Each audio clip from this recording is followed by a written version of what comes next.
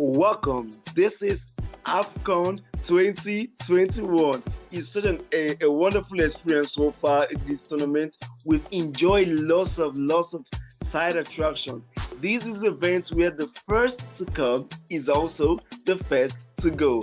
I am your host as usual, Internet Uche. And with me here is Alina Black. Welcome to Black Sport. Like I told you earlier in the last episode, we'll be bringing someone here to grace this occasion of the Afcon 2021 recap. This is no one else than Christantus Dos Santos. He is a football analyst from Nigeria. Welcome, Chris. Okay, thank you. Good evening, everyone. Good day, everyone. Good. I'm so happy to be here to join in the studio. Yo, thanks so much. This Black Sport loves you. We'll be keeping tabs on you on your updates, what you'll be saying. He is a passionate African. He loves African football with passion. I've never seen someone so engrossed with the game of football, and especially African football. We really appreciate whatever you're doing there. Thanks so much for honoring our call and coming here to give us a bit of your brain in this our recap.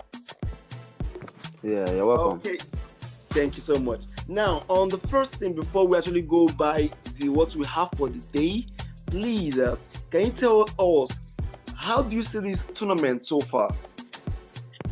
It's impressive. I'm happy that they are playing football.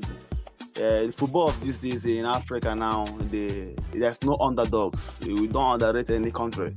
As we saw what happened to Algeria, what happened to Cameroon today. So far so good.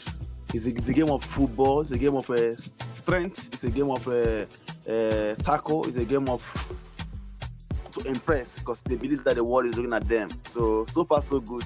The tournament is getting more interesting, unlike last week. Yeah. Okay, now let's tell you what we are doing here.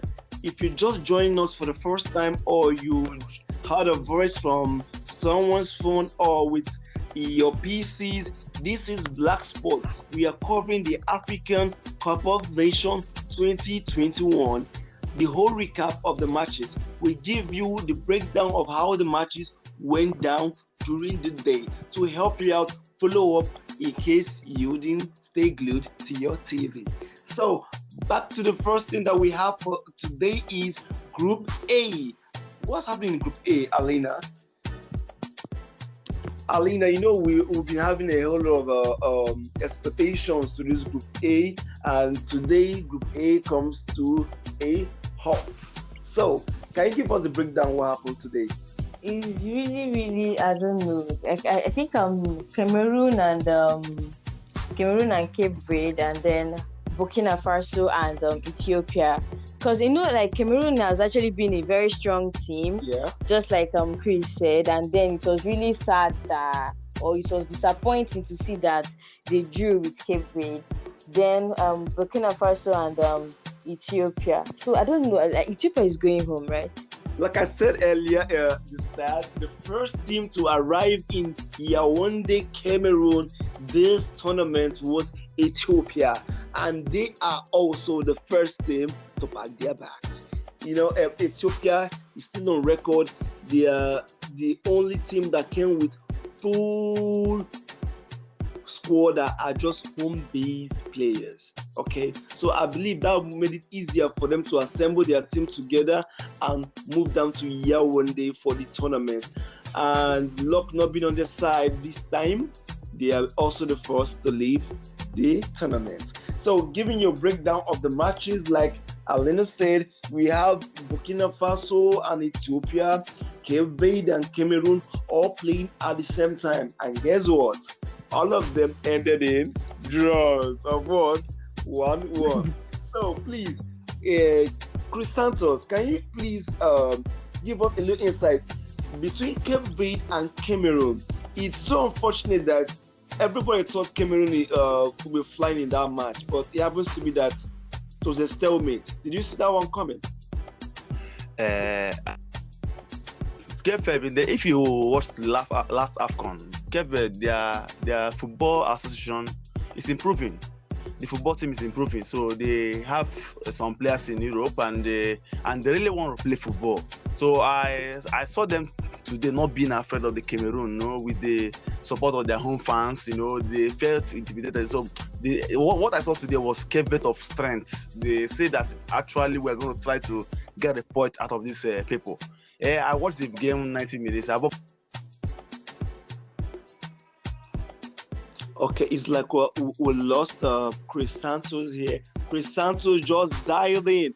So I believe let's just give it up for Cameroon for ending up on top of the group in Group A. That's a good win for them. It's a wonderful time at Afcon 2021 with a whole lot of expectation. People actually getting excited with the event. There is no other place to be than the Afcon 2021.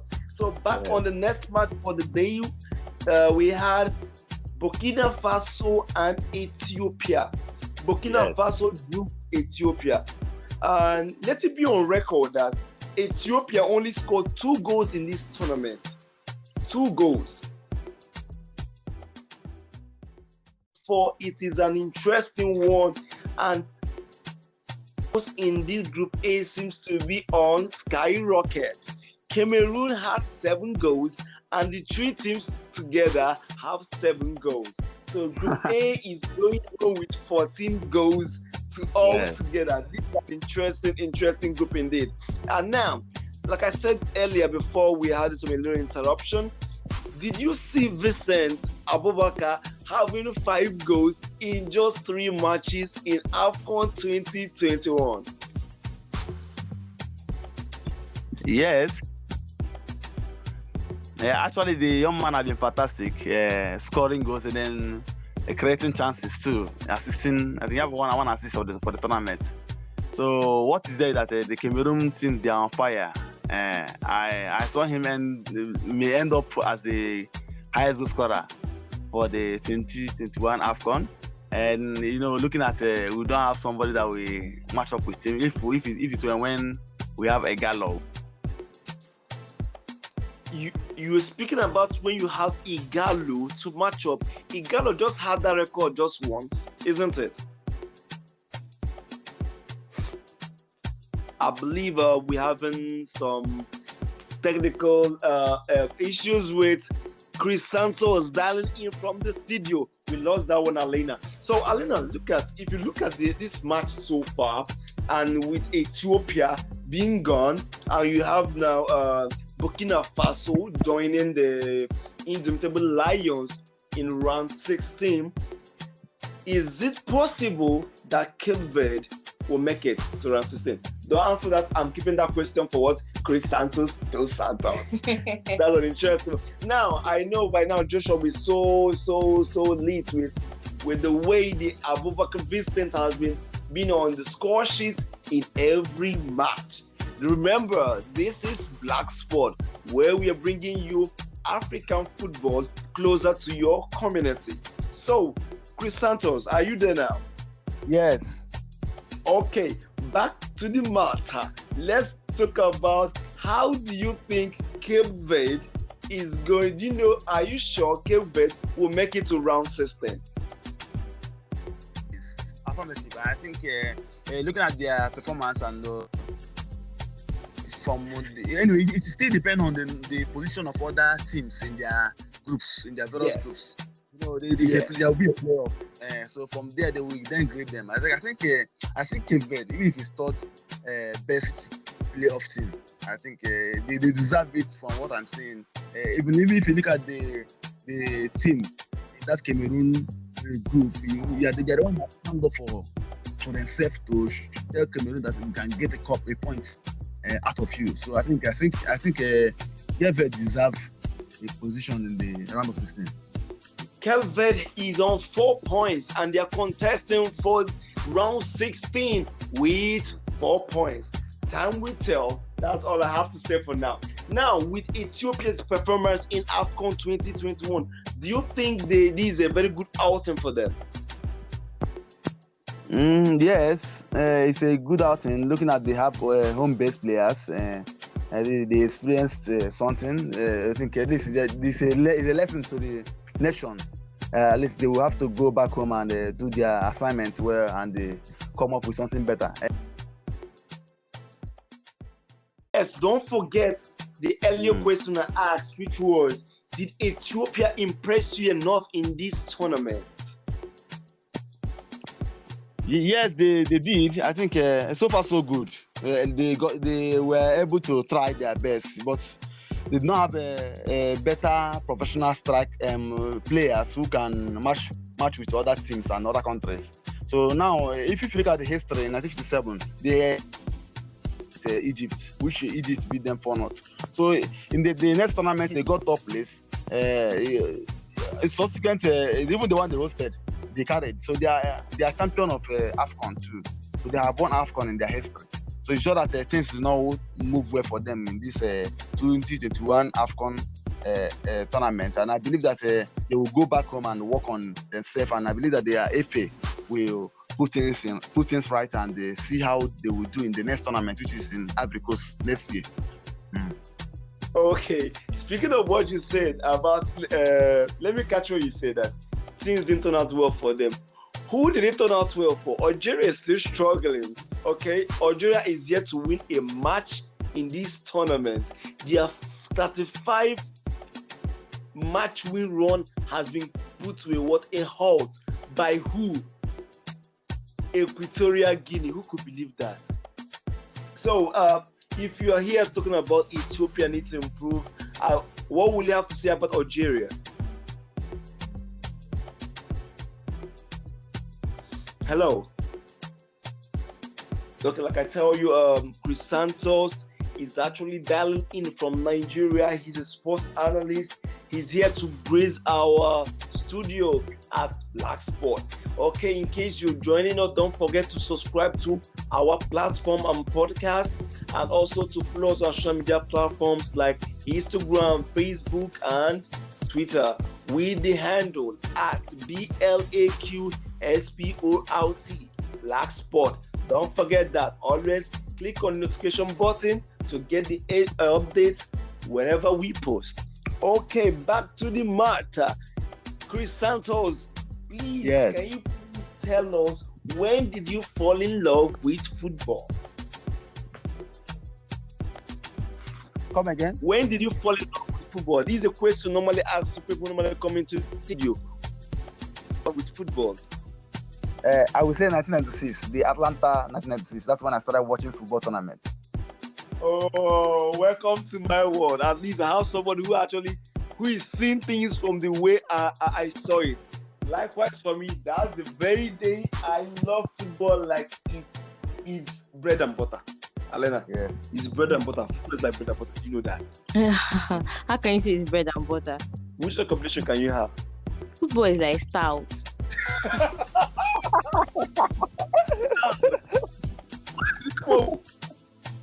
Okay, let me analyze that. Stout is bitter, right?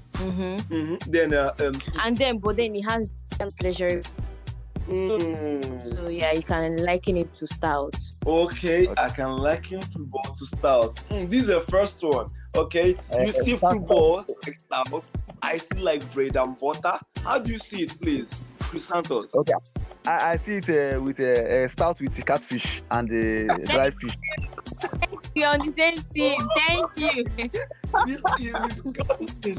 Oh, is a Please, can you share your 1996, please? Okay, 1996, the experience, that they have to wake us up early in the morning so that we can watch the Nigerians play. The time zone was different. It was filmed in America. The experience was amazing. Okay. You know, the experience was amazing. Due to I saw my country win, and then see people at the on the road, you know, shouting. Though it's midnight, you see people shouting, happy, you know, see people dancing. Even we that not really know what it's talking about, but we see us dancing. We are happy that Nigeria win, and you know, the experience was amazing. It's something that I can't just forget. Even the Afcon of '96, we did not participate due to Sani Abacha's issue with the world power. So he deprived Super Eagles from participating in that '96. But at least I watched the Afcon, at least about 3 or 4 matches there. So the experience was something that it was welcoming. That I really want to be a footballer, but just couldn't move the way I wanted. So I just have to go into academics. So it was a marvelous experience that I can't just forget. You know, seeing people coming together, even the tribes. You know, football is joyful. Okay, I believe to have you back in one piece. Okay, in case you're joining us, this is Christantus Dos Santos. He's a sports analyst here on Black Sport Live. Okay, speaking of the matter of the day, he just told us about how he fell in love with football in the year 1996. That's also about me. I fell in love with football also in 1996. The experience is something I can't even talk about it with a whole lot of adjectives, because it is speechless, because yes. I can't experience what I was saying. I saw people shooting guns in the air. I saw the streets crowded with people. It was like a carnival. Yes. It brought the experience to me. At that point, I still believe that very year gave birth to Nigerian football. Yes. Gave birth to who we are and how we saw football. It put Nigeria on the map. For the first time in a long time, we were known for something so wonderful. We put Africa in the map. When I mean we, I mean Nigeria put Africa in the map in the year 1996. That is one of the most extraordinary moments in the lives of any Nigerian today, because that is where it all began. Now, on the roundup cap, don't forget that you are on Black Sport platform. We are here to cover the Afcon 2021 from top to bottom. Now, we have something special that happened today, which I believe everybody in the streets of Chelsea, everybody in the streets of Senegal is on the uproar. Please, can you do the honors? Okay, so this is actually not my fun fact for today, but just if you don't know, Edouard Mendy of Senegal, who also plays for Chelsea, is the first African to win FIFA Men's Goalkeeper Award. Give it up to Mendy. No drums now. You can't do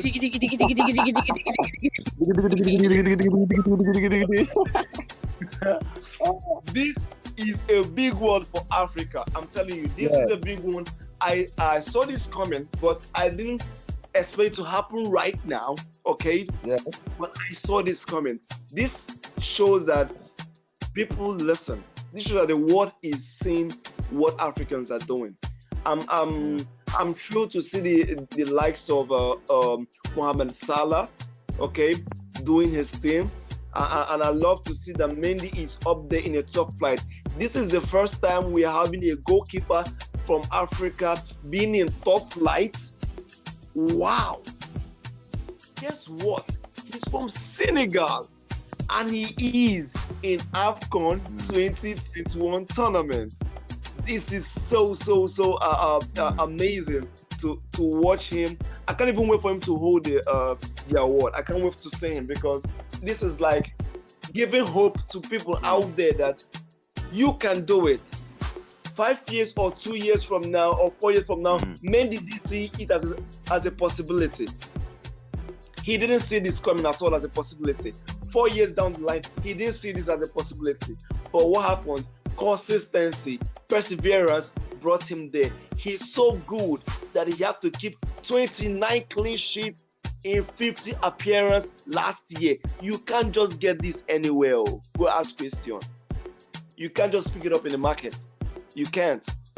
With an outstanding performance. And I believe as a Chelsea fan that he is Dos Santos. How would you want to explain to us about Mendy's performance throughout last season?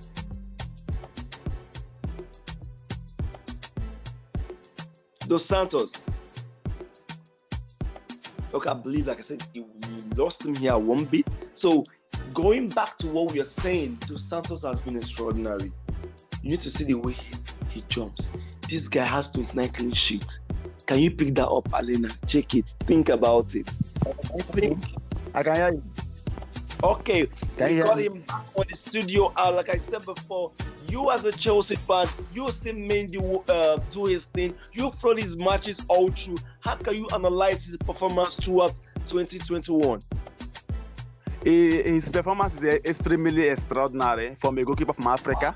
You know, for the past 20 years, African goalkeepers they have been fantastic. They have been showing to the world that they have what it takes to win that award. Goalkeeper like Tony Silva of Senegal, Vincent Nyama of Nigeria, Barry of Ivory Coast, El Hadri of Egypt, and we have some other great goalkeepers in Africa that even in World Cup you see them showing one or two styles and all that. It's just that the FIFA, which is the governing body of football on earth, have not put their eyes on us. Inyama during his era, it was fantastic. He was scoring goals as a goalkeeper, and also apart from that, he had some clean sheets. He had a record in France. I think he was only one person that he was only remaining one match to break for him to break that record. I think so. They have a record in France of the highest number of minutes of a clean sheet that no goal have entered his post. So African goalkeepers they have been trying, and it's a great one for Chelsea to have Mendy winning such title. But I was disappointed that I did not see him in the FIFA best 11. They used Dona of Italy to replace him. I was like, somebody that won the best goalkeeper for the year on earth for the year 2021. At least you would have given him that honor to put him in the best 11 than to use Dona. I saw that putting of Dona as out of pity or I don't know, to pity him or to just to make us to be or make the Italian fans to be happy, because I did not see. It was only in Euro that I saw the best of Dona, because even before the Euro, people did not know him. He was not good in saving goals. Even his clean sheet is very poor. If you check the rating in 2021, you know that his clean sheet is very, very poor. But Mendy has been outstanding. Even before coming to Chelsea, his former club, at least there's some goals that he saves. You see some match, you will not score him and other things. So he came to England, he showed himself. So I think Mendy deserves everything, both the first 11 and so on, and also the best goalkeeper of the year. Even I was even disappointed to see Ballon d'Or give the goalkeeper of the year to Dona. So anyway, these are all the things that we see. But I don't really rate as a football analyst. I don't really rate the Ballon d'Or so high than FIFA. FIFA is the ultimate. At least FIFA have explained to the world that Mendy is the best goalkeeper as far as X is concerned for now.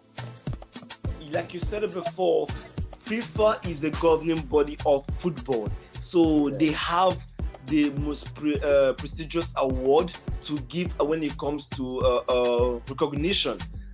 We have other bodies that are actually doing a whole lot to promote the game of soccer, but we still stand by the FIFA and what they stand for, which is to promote what football and develop it, which they have been doing, and so far they have given us a reason to be happy, to be happy by telling us that I see you. You understand? They're telling Africans that I see you. I see what you're doing out there. You put in a whole lot of numbers. We see you. Often the time, people think that is rocket science to be up there. No, if you put in the numbers, it should count. If A is putting in numbers and it counts, B should be able to put in number and it should also count. Okay, exactly. This is something that we really expected for so long, and this time around, it came to pass. Okay, it's a beautiful thing for Africa. It's a beautiful thing for Senegal, and it's a beautiful thing for Chelsea people also. Exactly. It's a wonderful time. It's a wonderful evening here, and like we always do in every show, we only give you one of the sweetest thing that keeps all going here, which is Fun fact. Okay, so fun fact for today. Did you guys know that in 2015, Morocco lost their hosting rights? That is, Afcon was supposed to be held in Morocco in 2015, but due to the raised concerns that the traveling fans would bring Ebola to their country, so their hosting rights was taken from them, and then Equatorial Guinea stepped in. Within just 6 months, they were able to host the Afcon for that year. Something about that tournament I really enjoyed. I don't know. I know that it's only me. The grass were so green. Did you notice it? Really? Yes. Yeah. The tournament, it was wonderful. I give up to Equatorial Guinea for stepping up within a short notice. That was when the Ebola virus outbreak. So there were concerns about bringing it because most times it hits more to people in the West Africa, like Congo. So the whole lot of concern about health issues of the season, which I understand. Yes, I actually understand from Morocco point of view. So they said that they placed a ban for some countries not to come, but CAF said that shouldn't happen. Okay, you can't do that. So they pulled out, and that made them to get Equatorial to step up. It was a good one. I really till today I give it up to them. Okay, for Equatorial Guinea, 3 years before that year, 2015, they hosted the Afcon with Gabon. Do you remember? Yes, now. That was what I'm talking about. The one that Nigeria won. That is 2013, Abi? No, 2012. The one that Zambia won. Equatorial Guinea and Gabon co-hosted the Nations Cup. So I believe that the facilities are still pure and new. So that's why yes. Okay. So you try to say that actually you will not be surprised in 2015 if the grass is still green. At least somebody that hosted it for even in 2017 Gabon. The Gabon still hosts the Afcon again, the one that Cameroon won. So you see that the facilities are still pure. It's just like hosting a Nations Cup in South Africa. South Africa just hosted the World Cup. So in 2013, they hosted the Nations Cup, which Nigeria won. They see the facilities are still new. The maintenance will still be there. But when it comes to like 20 years before you host again, you see that most of those values you lose them. Nigeria, because I think we don't have a maintenance culture in Africa. Yes, we don't have maintenance culture in Africa. It's something we need to learn. Cameroon did a very good job, but I pray the whole thing that they did will still be intact after this Afcon, because the system they use, the Limbe, the one in Kwekong, the Yaoundé, they are all Japoma. All these stadiums are wonderful. Yes, all these stadiums are wonderful, and I'm so proud to see what they have done in Cameroon. Okay, and especially in terms of security. Okay, we have not had a whole lot of uproar in different areas or uprising or anything of any such. It have been peaceful throughout the areas for the competition. We have not had anything else. It's been a wonderful time in Cameroon, and